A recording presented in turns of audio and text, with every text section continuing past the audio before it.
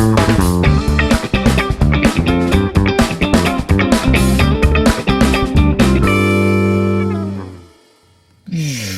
guys, welcome back to Minute Watch, and this is the Seiko SNKM79K1.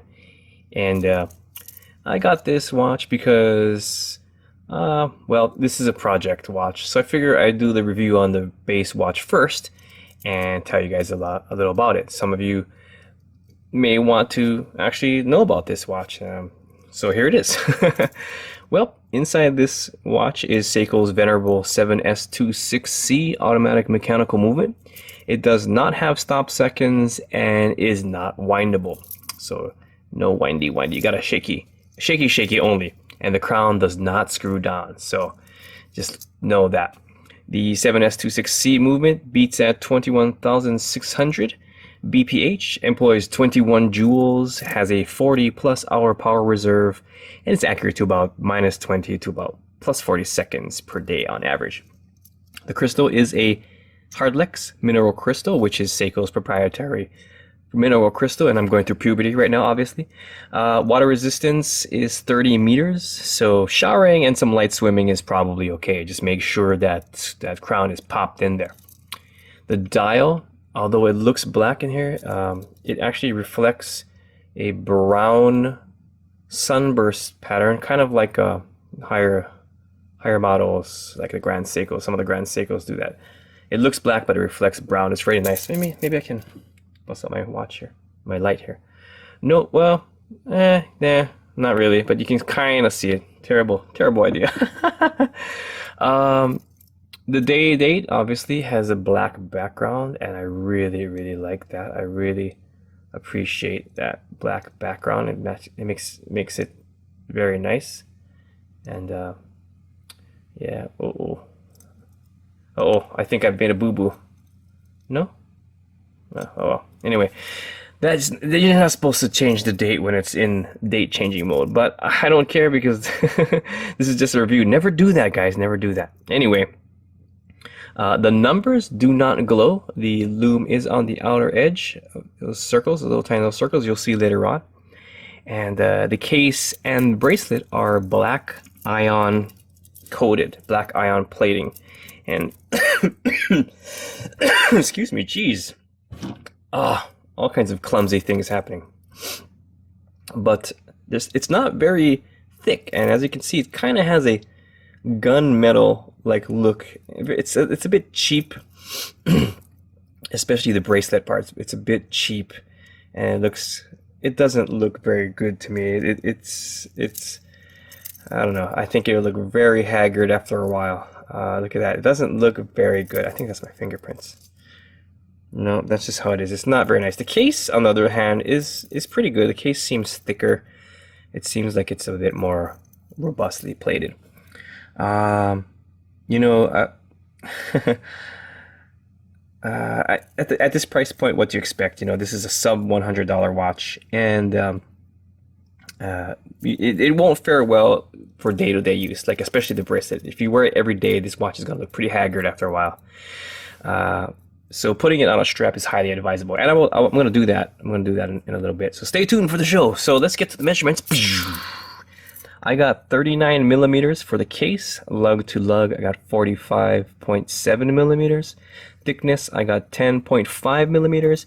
And lug width, I got 20 millimeters. And let's put it on my wrist. So this case is a very good size for those of us with smaller wrists. It looks really good. See, I have a 6.5-inch wrist, and this looks really nice. I actually really like this watch. It's really nice. It's nice, yes, it's nice. So putting it on a strap would be very, very nice. And let's do that now. Let's do that right now. So we're gonna take off the case. Then we're gonna take off the thing here. You know what? I might not even show this. You know what? I'm not gonna even show this process. And we're back. So there you go. We got the watch on a black leather strap with an alligator pattern.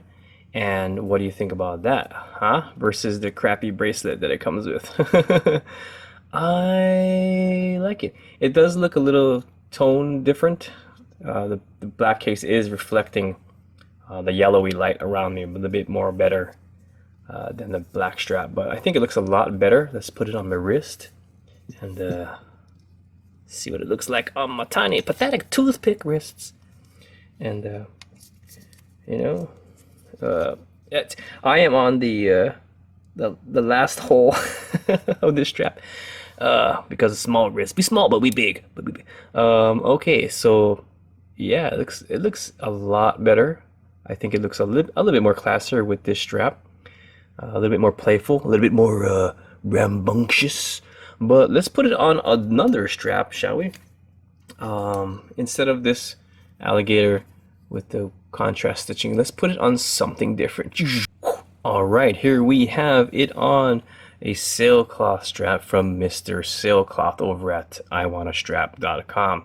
So I think this is a much nicer combination. It's black on black, and it makes everything very dark, and I like that. The darker the berry, the sweeter the sweeter the juice. Yeah.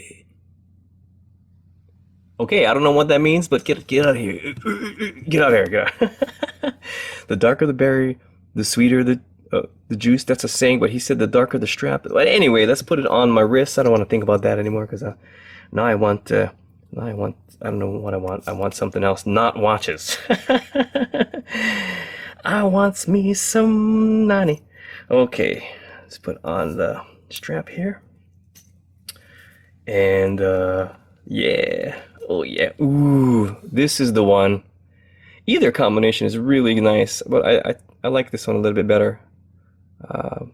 Yeah, look at that. Isn't it nice? Isn't it nice, guys? It's nice, yes. Yeah, so there you have it, guys. If you're gonna get this watch, definitely put it on a strap. And here's the case back, by the way. It's a pretty typical 7S26C or B case back, showing Seiko's movement. As you can see, the case back is not coated, which is to be expected because they don't want to, you know, it's going to cost them more to make a one-off coating for just this model. Ooh, cat fight. Whoa. Did you hear that, guys? Super cat fight. Anyway, final thoughts. I don't recommend this watch as it is. And if you're going to use it as your daily, it will get quite beat up looking, especially the bracelet. I do recommend it if you're going to change the strap like this and occasionally wear it, not wearing it all the time. If it's just an occasional wearer, it'll be comfortable, affordable, and look good, and then I highly recommend it. And that's my review. Thanks for watching.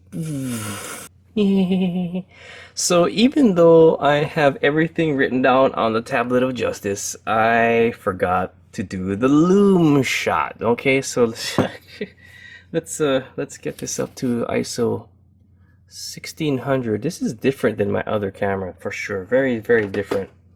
I'm gonna see how this comes out first, and then we'll go from there. So got my super bright light here. Turn off the lights, and then I think my flashlight is not as bright as it should be. Yep, red light. Okay, well that should be good. Still pretty bright. So we're gonna get that some light, and we're gonna turn it off. And yeah, that's about what my vision is seeing. Yeah, that's about right. So there you go. The Loom is actually not too bad. Actually, that's not what my vision is seeing. Let me turn the ISO down a little bit. That's more like it. That is more like how my vision actually is. So yeah, not too bright, and I need to turn on the lights now because my battery is dying and it was plugged in. Gosh, I'm such a mo. So there you have it, guys. You're not buying this watch for the Loom anyway, but it'll be good for a couple of hours. So that's again my review, and thanks for watching.